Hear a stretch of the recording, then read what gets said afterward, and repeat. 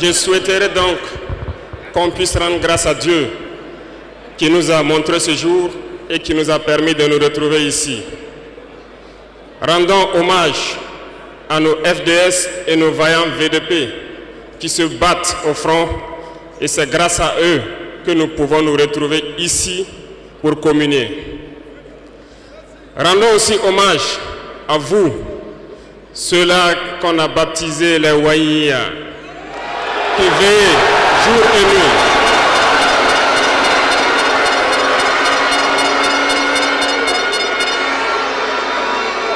Vous qui veillez sur cette transition, vous qui veillez sur l'itinéraire que nous avons tracé, merci beaucoup à vous. Remercions ici donc nos autorités coutumières et religieuses qui ne ménagent aucun effort pour nous accompagner pour la mobilisation des jeunes à être engagés donc au sein des VDP qui aident les FDS sur le terrain.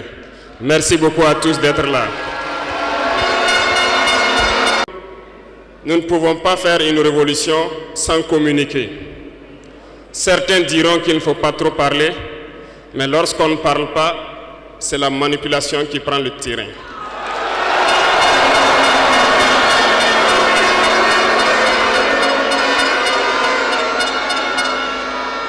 Comprenez quelque chose. Le père de la Révolution communiquait beaucoup. Je parle ici de Thomas Sankara.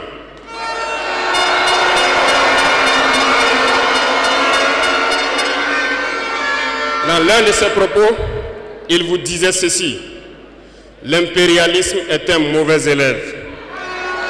Lorsqu'il est cherché de la classe, il revient toujours. Et je me souviens qu'à son adresse à ses compères donc de la CEDEAO, il disait que pour rompre le cordon ombilical qui nous lie à l'impérialisme, n'allez pas chercher une maïticienne d'État avec des doigts futés, un ciseau bien aiguisé pour rompre ce cordon.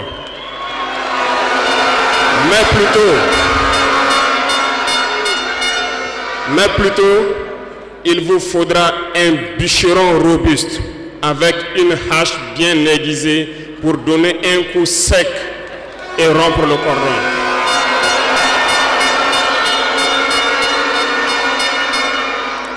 Cela veut tout dire. Je m'en vais vous expliquer un peu comment est-ce que l'impérialisme se comporte. Après l'assassinat du père de la Révolution,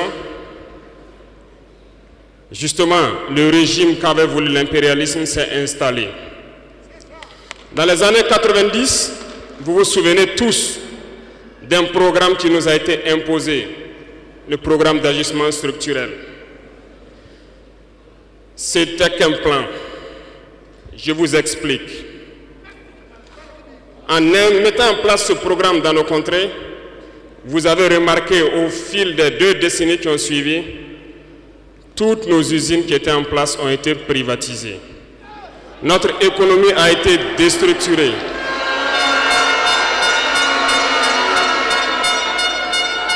Ils ont mis en place un système néocolonial, un système de capitalisme sauvage qui ne profite qu'aux dirigeants et leurs amis, un cercle restreint.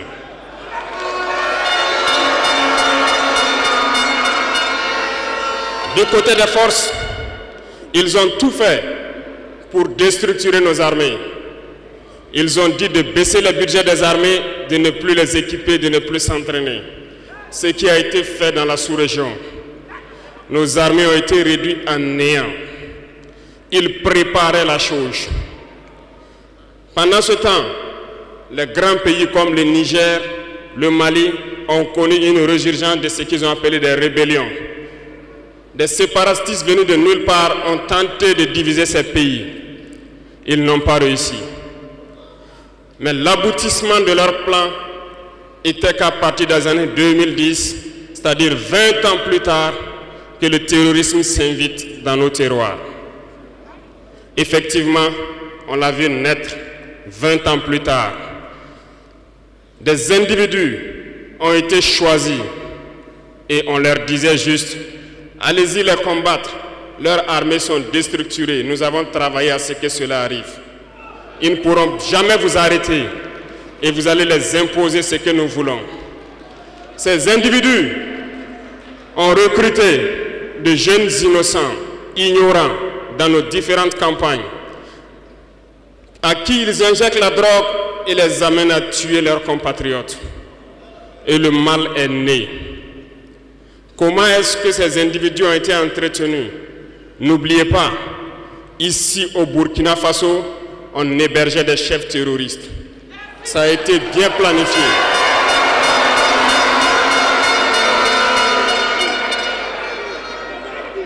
Et comment y arriver?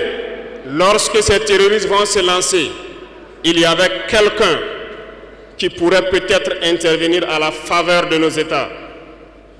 Je nomme ici le feu général Muammar Kadhafi. Il fallait l'éliminer. Et un beau jour, ils sont tombés sur lui. Ils l'ont éliminé. Ils ont encore eu dans ce plan l'ingénieuse idée de mettre toutes les soutes d'armement et de munitions à la disposition de ces terroristes qui devaient donc déstructurer notre sous-région. Le plan était parfait. Et dès lors, ils se sont mis en ordre de bataille. Ils ont commencé à descendre vers le sud. Nous nous souvenons encore, lorsque le régime en place à Bamako en son temps a fait appel donc à des forces étrangères. Il ne fallait pas plus que quelques heures qu'ils se déploient. C'était bien préparé. Ils se sont déployés et ils ont fait semblant d'arrêter le terrorisme. Et immédiatement, nous avons vu l'installation de plusieurs forces étrangères au Mali pendant 10 années. Pendant ces 10 années où le terrorisme était contenu au nord, s'est invité au sud et le Burkina Faso a été infesté à partir de 2015. Tout était bien planifié et bien pensé. Je me souviens encore quand nous étions à Ber, au nord de Tombouctou. On voyait donc des forces spéciales de ces pays-là venir nous dépasser, aller plus en profondeur. Et à leur retour, ils étaient tout rouges. Ils ont des petites machines de foreuse et bien d'autres équipements de géologie que nous contemplons. On se demandait où est-ce qu'ils gagnaient cette terre rouge, parce qu'en patrouillant autour de Ber, nous n'avons pas de terre rouge. Peut-être qu'ils creusaient, ils sondaient, nous ne savons pas de quoi il s'agit. Le ciel malien n'appartenait plus aux Maliens. Tout était bien pensé. Lorsque des gens qui combattaient sur le terrain ont fait aussi le constat, ont décidé à un moment donné de prendre les responsabilités et les voilà sortis de nulle part. On nous traite de putschistes. Nous ne sommes pas français, nous ne comprenons pas ce que ça veut dire.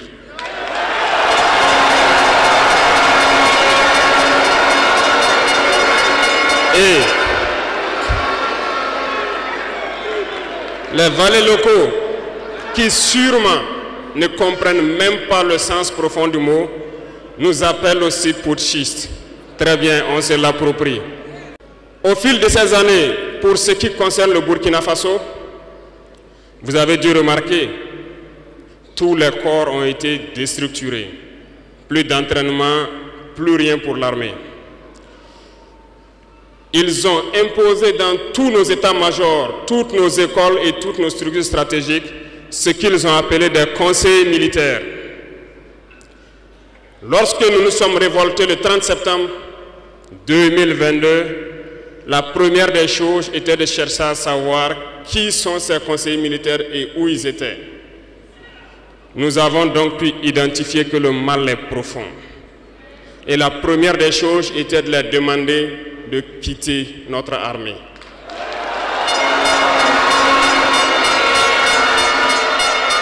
Ils sont partis. Et ce que je vous disais il n'y a pas longtemps, vous ne pouvez pas espérer retrouver votre objet perdu en faisant appel à celui qui vous l'a volé de venir vous aider à le chercher.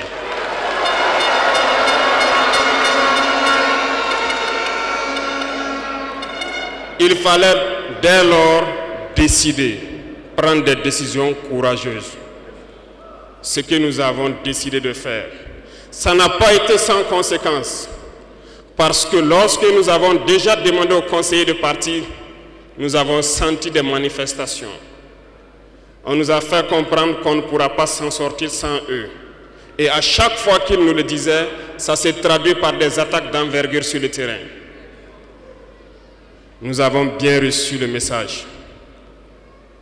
Lorsqu'à l'orée donc de l'année 2023, nous avons décidé de dire donc aux forces étrangères présentes ici de partir parce que nous voulons lutter en burkinabé.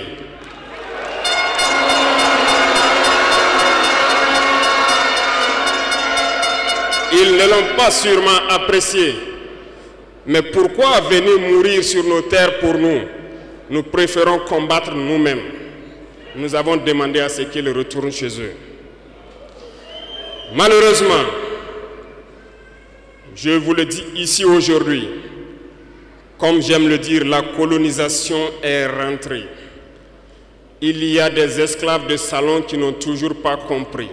En son temps, des officiers militaires nous ont écrit et nous ont approchés pour nous dire que c'était une très mauvaise décision et que nous n'allons pas tenir 2 mois. Des fiches ont été écrites. On nous a transmis ces fiches pour nous faire une analyse stratégique de leurs pensées. Nous avons dit, c'est soit nous sommes souverains ou nous restons esclaves à jamais. Effectivement, lorsque le dernier soldat a quitté le Burkina Faso, nous avons compris de quoi est-ce qu'il s'agissait. Les attaques se sont enchaînées immédiatement. Déou, Tinakov, Partiaga, ainsi de suite. Mais ce qu'ils avaient oublié, c'est que le peuple du Burkina Faso avait compris notre message et s'était engagé sur la même voie que nous.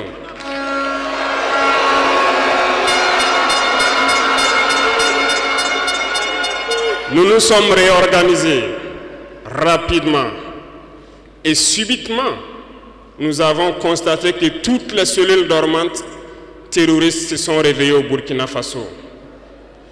On a réorganisé l'armée au plus vite, à une vitesse inégalée. Nous avons créé plusieurs unités et même si plusieurs autres sont à venir, nous les avons équipées. Et aujourd'hui, cet équipement se poursuit parce que dans les jours à venir, les mois à venir, ce que vous allez voir venir au Burkina Faso doit faire de notre armée une puissance à craindre.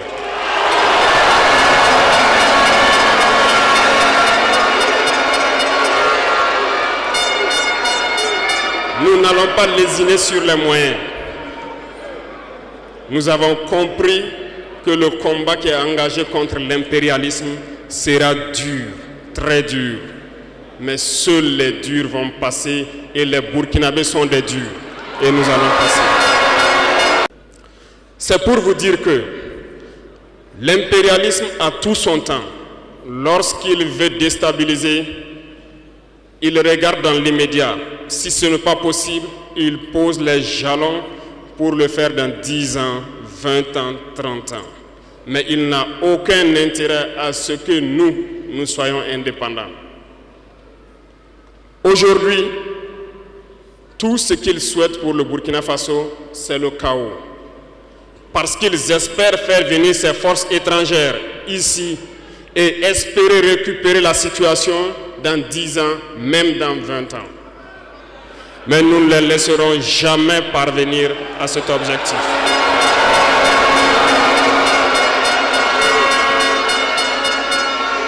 Voilà pourquoi nous avons mis en garde pendant plus d'1 an les valets locaux, les esclaves de salon, pour qu'ils ne trahissent pas leur patrie au profit de l'impérialisme. Certains ont compris, se sont rangés. D'autres n'ont pas compris, peut-être se croyant plus malins. Mais aujourd'hui, nous n'avons plus de sentiments sur ce volet.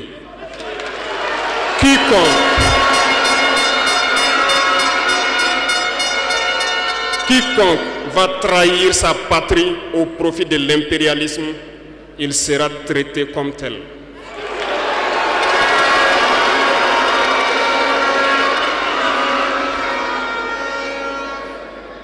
Revenant à notre fameuse CEDEAO, depuis que nous avons décidé de quitter la CEDEAO,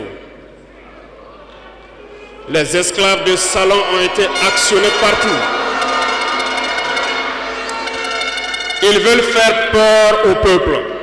Ils veulent faire peur à tout le monde. Dieu merci. Dans un passé récent, il n'y avait qu'une poignée de gens qui avaient droit à la parole. Sur les plateaux télé, c'est ce qu'ils se disaient qui étaient donc prêts pour évangile. Aujourd'hui, avec les nouvelles technologies, qui ont bien sûr des avantages et des inconvénients, tout le monde a droit à la parole. Et je pense que les Wanyis sont les premiers à confirmer cela.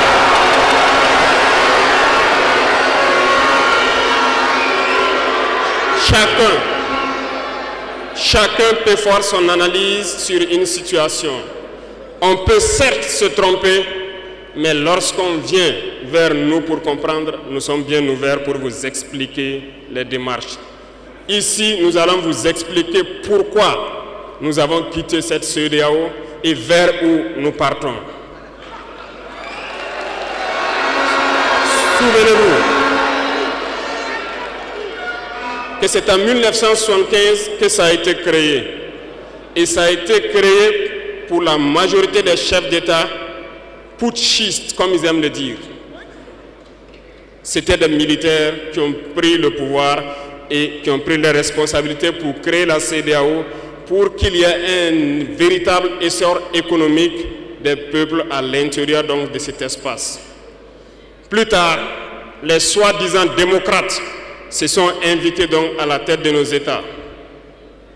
Ils ont vidé complètement la communauté de son fondement.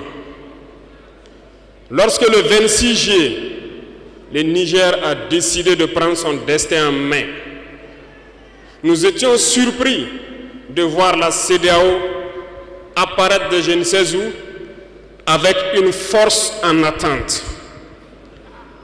Où était cette force?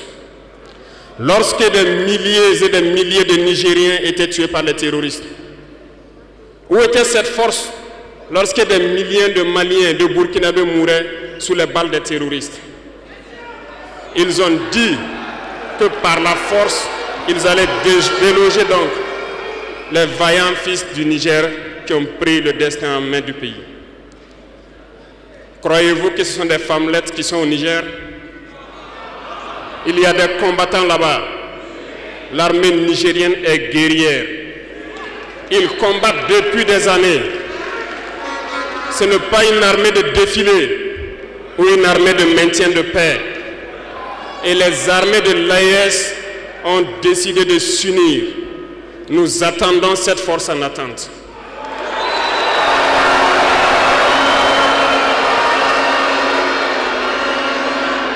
Il faut que ces soi-disant démocrates le comprennent.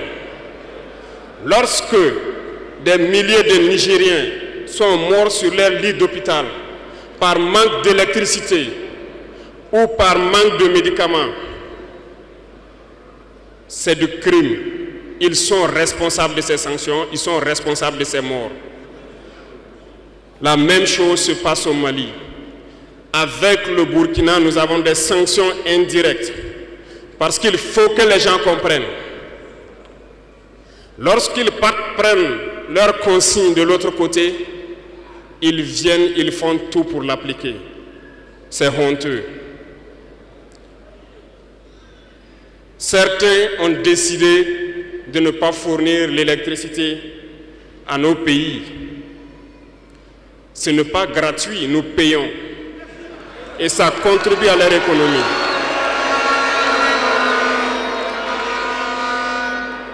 Ils ont essayé de faire souffrir le Mali. Et bien sûr, en faisant fi de tous les textes et de ne plus donner l'électricité au Mali, espérant que la population se révolte. Ça ne marche pas. Lorsque ça a duré, certains étaient obligés de faire payer leur propre peuple en augmentant le coût de l'électricité. Ça va encore augmenter.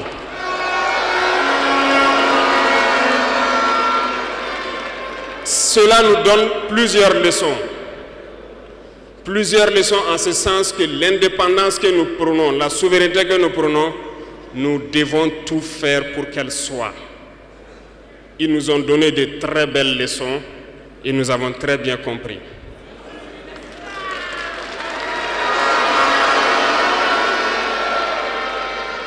Certains ont fermé leurs ports, ce qui d'ailleurs va à l'encontre de tous les textes internationaux parce qu'on ne peut pas fermer les ports à un pays sans littoral.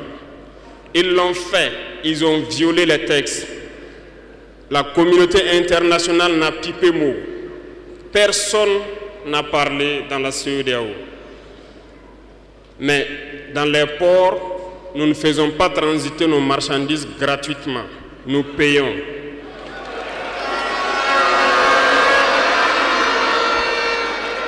Et ceux-là qui le font récoltent aujourd'hui les pots cassés.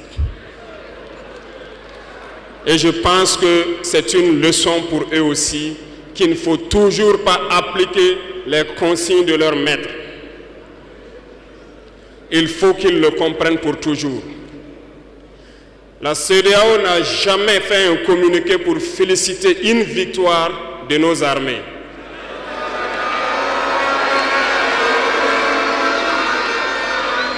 À peine, elle condamne du bout des lèvres et très rarement lorsqu'il y a des massacres.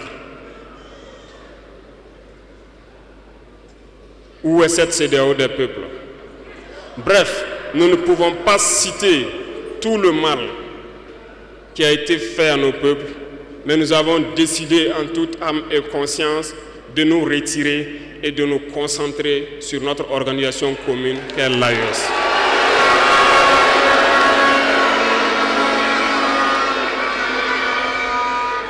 Retenez que il n'y a pas de peur, parce que en prospectant et en nous mettant au travail, nous avons remarqué une chose. Dernièrement, certains ont décidé d'interdire l'exportation de certains produits alimentaires vers le Burkina Faso. Très bien. Ils ont donné une durée. Nous ferons en sorte que, à la fin de cette durée, nous interdirons l'entrée de ces produits sur notre territoire.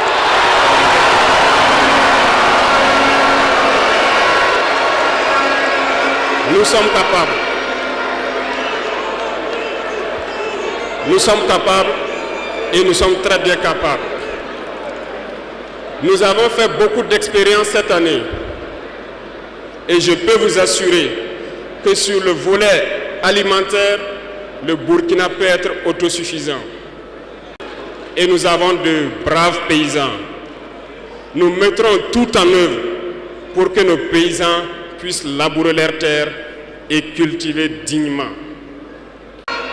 Et je mets au défi quiconque doute de cela, que si nous décidons aujourd'hui au Burkina Faso d'être dans 3 ans ou 5 ans premier exportateur de cacao, nous le serons.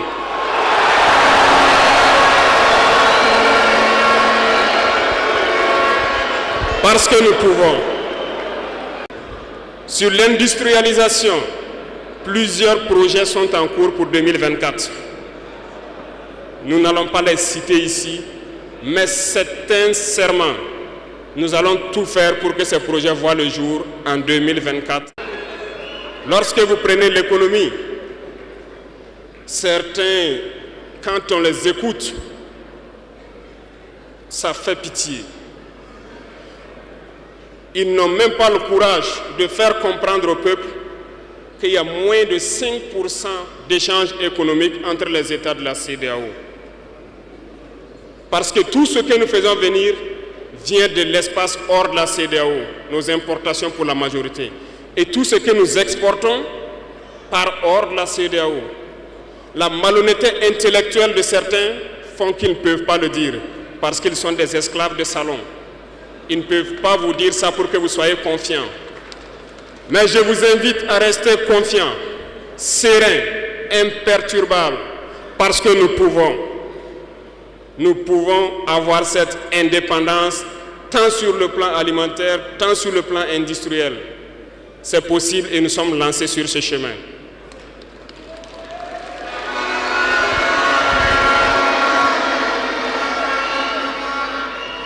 Donc, les propos qui tendent à vous faire peur, qui tendent à semer la panique, il faut vous en départir.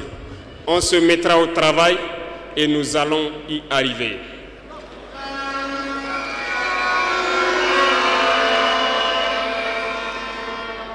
Revenons donc à un aspect général dans l'Afrique. Thomas Sankara disait que l'esclave qui n'est pas capable d'assumer sa révolte ne mérite pas que l'on s'apitoie sur son sort. Cet esclave répondra seul de son malheur s'il se fait les illusions sur la condescendance suspecte d'un maître qui prétend l'affranchir. Seule la lutte libère. Et je m'en vais vous dire que si pour se libérer, un esclave se fait des illusions sur la providence d'une croyance que son maître lui a imposée pour le maintenir dans les ténèbres, il se fout le doigt dans l'œil. Il restera à jamais aveugle dans les ténèbres et ne verra jamais le jour.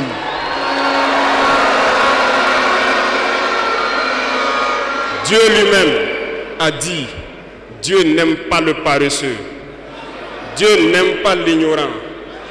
Dieu n'aime pas celui qui ne se bat pas. Car dit-on, aide-toi et le ciel t'aidera.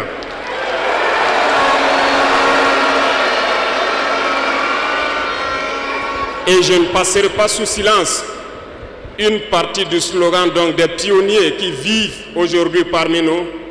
Oser lutter, savoir vaincre. Nous avons osé lutter dans l'AES et nous saurons vaincre. N'ayez aucune crainte.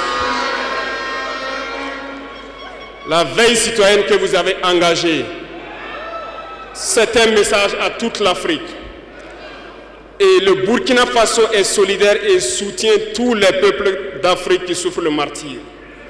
Mais nous voulons aussi dire qu'il est temps que les Africains arrêtent de s'apitoyer sur leur sort, de se morfondre, de se lamenter. Il faut lutter. Ça ne viendra pas du ciel tout seul. Il faut lutter d'abord et Dieu va vous aider. Et le Burkina Faso est prêt à aider tous les peuples qui vont mener cette lutte.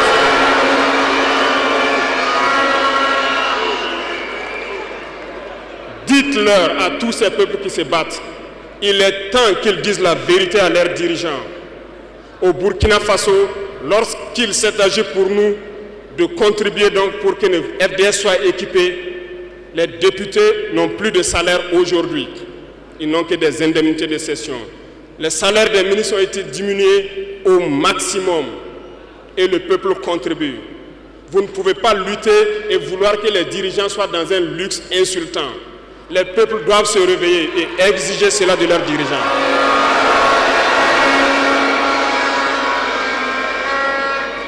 Et pour terminer, je lance donc un appel à tous les peuples de l'AES, à travers vous, pour qu'ils restent unis et solidaires. Toute souffrance a une fin. La lutte que nous avons engagée est dure, mais il faut rester la tête sur les épaules, parce que l'arme fatale de l'impérialisme reste la manipulation à travers la communication. Sachez reconnaître les valets locaux, sachez reconnaître les esclaves de salon, sachez reconnaître tout cela qu'on soudoie pour venir vous vendre de fausses informations. Pour vous-même, Restez serein et ne vous divisez pas. Parce que l'impérialisme a 1000 manèges dans son sac. Vous devez être vigilant. Vigilant et très vigilant. Merci à vous les VDP donc des différentes villes qui veillent jour et nuit pour que notre patrie reste debout. Et donc rendez hommage tous les jours aux FDS et aux VDP qui se battent au front. Merci beaucoup pour votre attention. Merci à tous ceux qui se sont déplacés ici pour que nous puissions nous entretenir. Merci à ceux qui sont dehors, qui n'ont pas pu accéder. La patrie ou la mort, nous